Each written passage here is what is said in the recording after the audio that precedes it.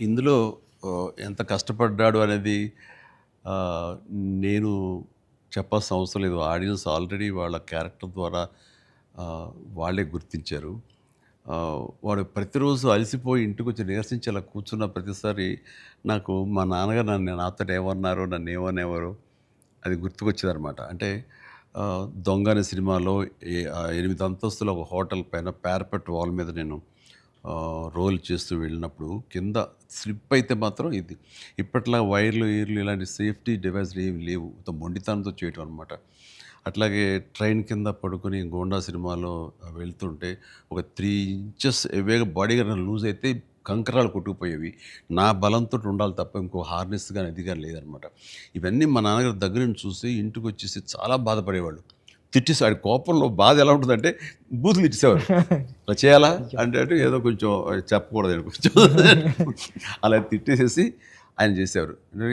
తప్పదనా దానిదేముంది చేయాలి. లేకపోతే ఎలా కనపడదు రిజల్ట్ ఎలాగ మరి ఫ్యాన్స్ ఇచ్చేయాలి కదా! వాళ్ళు ప్రేక్షకులు అని అప్పట్లో ఏం మాట్లాడేవాడిని.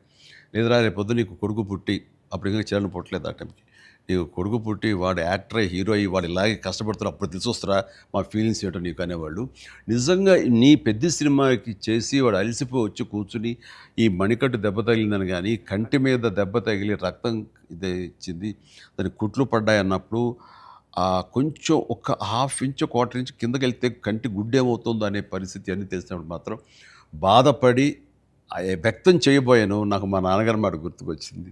ఆయన ఎంత బాధపడి ఉంటారో అని చెప్పేసి. అదే బాధ ఈరోజు నేను వాడు కష్టపడి వస్తుంటే మాత్రం నాకు గుండె పిండిన ఫీలింగ్ ఉంది.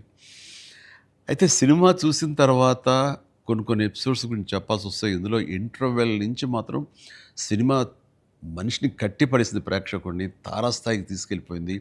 ఎమోషనల్ జర్నీ చేయించి ఒక రోలర్ కోస్టర్ రైడ్ లాగా చేయించి అప్ అండ్ డౌన్ చేయించి పినాకిల్ ఇంకా తారాస్థాయికి తీసుకెళ్ళి అక్కడ వదిలిపెట్టారు సినిమాని.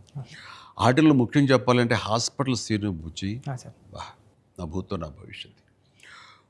ఇప్పుడు తలుచుకో నాకు గగురు పడొస్తుంది. గూస్ బంప్స్ వస్తున్నాయి. హాస్పిటల్స్ అసలు హాస్పిటల్ సీను వాడి నటనకి మాట్లాడుతూ చూడు నిజం సార్. అది నటనకి అది నటన కాదు వాడు ఫీల్ అయిపోయాడు. దానికి అక్కడి నుంచి నా కంట తడి తడి తడి లాస్ట్ వరకు ఆగలేదు. All the appreciation, all the blessings. God bless him, God bless him. దానికి చక్కటి అంత మంచి క్యారెక్టర్ ఇచ్చినటువంటి నీకు hats off, hats off. Thank you. Thank you sir. ఒకసారి ఎస్పి బాలసుబ్రహ్మణ్యం ఆయన నువ్వు ఒకప్పుడు ఆపద్బాంధవుడు చేసావు, ఇంకోసారి రుద్రవేణి చేసావు. అలాగే చాలా సినిమాల్లో నీ పెర్ఫార్మెన్స్ అనేది తెలుసు. కానీ ఎక్కువ కమర్షియల్ వైపు వెళ్ళిపోతున్నావు చిరంజీవి. నీలో పొటెన్షియాలిటీ ఉంది. ఎప్పుడో బాలసుబ్రహ్మణ్యం మన కె. బాలచంద్ర గారు అన్నది కూడా అతను ప్రస్తావిస్తూ నీలో ఒక కమల్ హాసన్, రజనీకాంత్ అందరి కలయిక ఉంది అంటే ఏదో మాట్లాడుతూ రావాలి సినిమాలు అంటే. అలాంటి కంటెంట్ తోటి మనవాళ్ళు వస్తే కనుక ఎందుకు చేయను, చేసే కెపాసిటీ ఉంది, చేయగలను అన్న నమ్మకం నాకు ఉంది, రావాలి అంటే.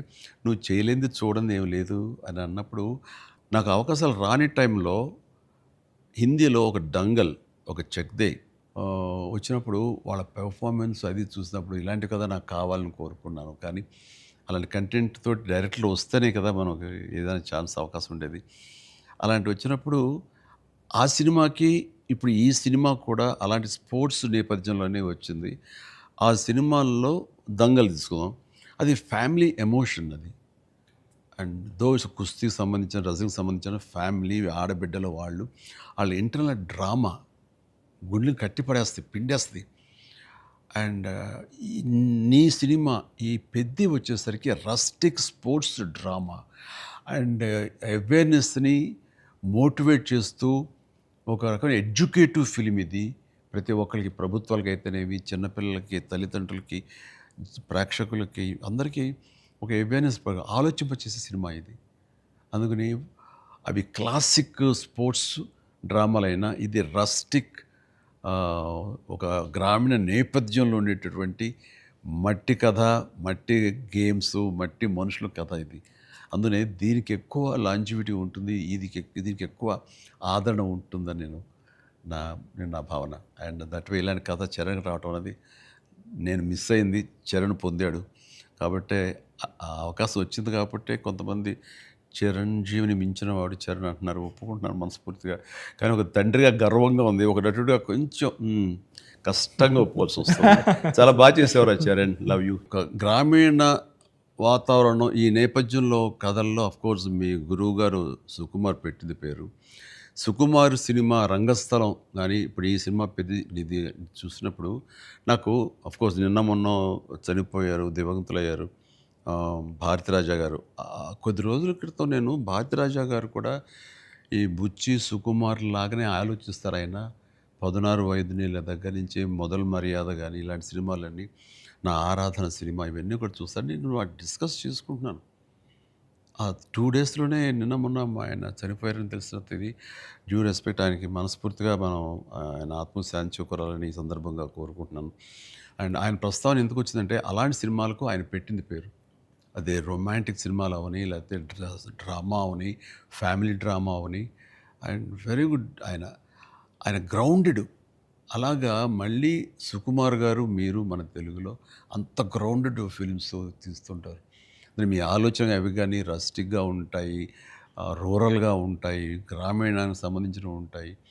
అట్లాగా ఆయన ఆ, ఈ ఈ ఇందులో మనస్ఫూర్తిగా నేను ఇలాంటి ఒక శిష్యుడికి ఇన్స్పైర్ చేసి ఇలాంటి మంచి కథ ఎన్నుకోవడానికి, ఆలోచించుకోవడానికి ఒక కథకుడుగా, ఒక డైరెక్టర్గా ఆ, నువ్వు అతనితో అసోసియేట్ అయ్యి నువ్వు నేర్చుకున్నందుకు, నేను ఇన్స్పైర్ చేసేందుకు, నీలాంటి వ్యక్తిని ఈ పెద్ద ద్వారా మాకు ఇచ్చినందుకు అండ్ మనస్ఫూర్తిగా నీ సందర్భంగా సుకుమార్కి నేను నా అభినందనలు తెలియజేయాలి. సుకుమార్, ఒక మట్టిలో మాణిక్యాన్ని ఇచ్చావు. Thank you so much. Thank you.